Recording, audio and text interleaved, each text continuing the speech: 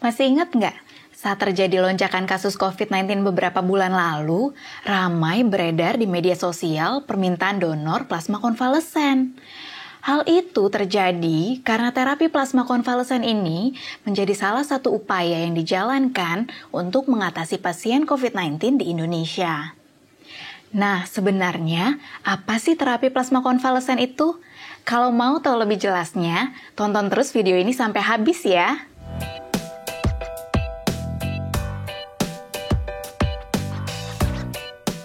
Halo, saya Dr. Chiho dari Halo Dokter.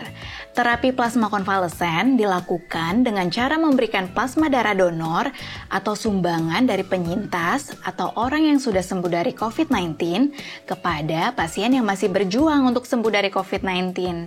Kenapa terapi ini dilakukan? Alasannya sebenarnya simpel, yaitu karena dalam plasma darah penyintas terdapat antibodi yang muncul sebagai respons tubuh ketika terinfeksi suatu virus atau bakteri. Dalam hal ini virus corona. Jadi, pemberiannya diharapkan akan membantu orang yang sedang terkena COVID-19 untuk melawan virus corona dalam tubuhnya. Meski terdengar revolusioner, tapi terapi ini sebenarnya bukan hal yang baru kok dalam dunia medis, karena pernah digunakan dalam penanganan penyakit lain, seperti saat pandemi flu Spanyol tahun 1918, wabah flu burung, flu babi, Ebola, SARS, dan MERS.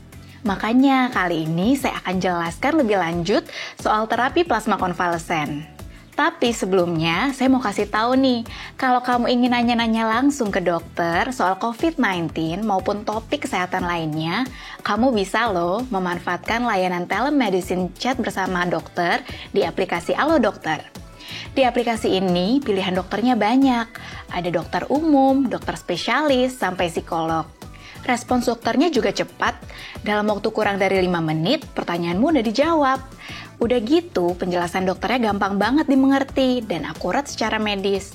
Terus, kalau dirasa perlu, dokter juga bisa meresepkan obat yang bisa kamu tebus menggunakan fitur AluShop di aplikasi Halo Dokter.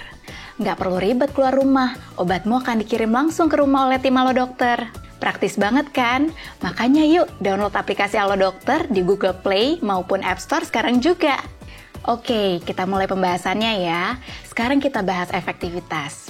Jadi, awalnya penggunaan terapi plasma konvalesen pada penanganan COVID-19 ini diyakini bisa mempercepat penyembuhan dan pemulihan pasien COVID-19, meringankan gejala yang dialami, mencegah komplikasi, menurunkan tingkat keparahan penyakit, serta menurunkan risiko kematian. Kementerian Kesehatan Republik Indonesia pun mendorong penggunaan terapi ini pada pasien COVID-19, terutama yang mengalami gejala berat. Meski begitu, penelitian yang dilakukan lebih lanjut oleh para ahli dari beberapa negara, ada yang mengatakan bahwa plasma konvalesen ini lebih bermanfaat jika diberikan pada pasien COVID-19 yang bergejala ringan hingga sedang. Ada pula yang malah menunjukkan data bahwa terapi ini sebenarnya nggak memberikan dampak berarti sebanyak yang diharapkan untuk pengobatan pasien COVID-19. Artinya, hasil manfaat terapi ini dianggap tidak sesignifikan itu, meski tetap dapat dicoba jika berkenan. Nah, menanggapi hal tersebut, perwakilan dari Kementerian Kesehatan RI menyebutkan akan melakukan kajian dan penelitian ulang terhadap pelaksanaan terapi plasma konvalesen di Indonesia. Sambil menunggu hal tersebut, sampai video ini dibuat, terapi plasma konvalesen masih menjadi salah satu upaya untuk menangani pasien COVID-19 di Indonesia, terlebih bagi mereka yang bergejala sedang, berat, dan kritis.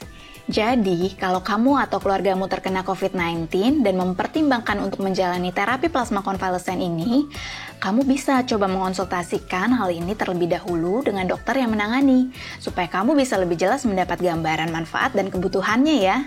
Sekarang, kalau memang tertarik menjalani terapi plasma konvalesen untuk mendukung upaya penyembuhan, sebelumnya kamu perlu tahu bahwa nggak semua pasien COVID bisa menjalaninya.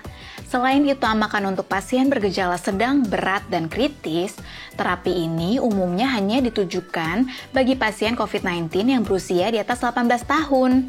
Pendonornya pun nggak bisa sembarangan. Ada beberapa kriteria yang perlu dipenuhi, yaitu pendonor berusia 18-60 tahun. Pendonor harus sudah sembuh dari COVID-19 minimal selama 14 hari dan maksimal selama 3 bulan.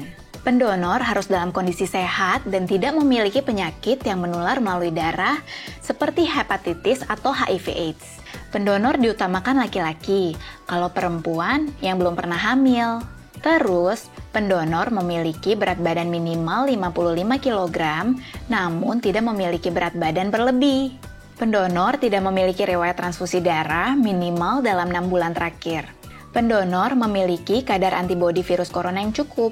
Hal ini hanya bisa diketahui melalui pemeriksaan awal sebelum donor plasma darah dilakukan. Dan pendonor memiliki golongan darah yang cocok dengan penerima. Nah, kalau kamu sudah menemukan seseorang yang dinyatakan layak untuk jadi pendonor, prosesnya nggak berhenti sampai di situ. Dia nantinya perlu menjalani serangkaian proses screening terlebih dahulu, berupa tes darah dan rapid antigen atau PCR, serta pemeriksaan lainnya juga, seperti pengukuran tinggi badan, berat badan, tekanan darah, dan pemeriksaan hemoglobin. Setelah semuanya oke, baru deh prosedur pengambilan darah dilakukan.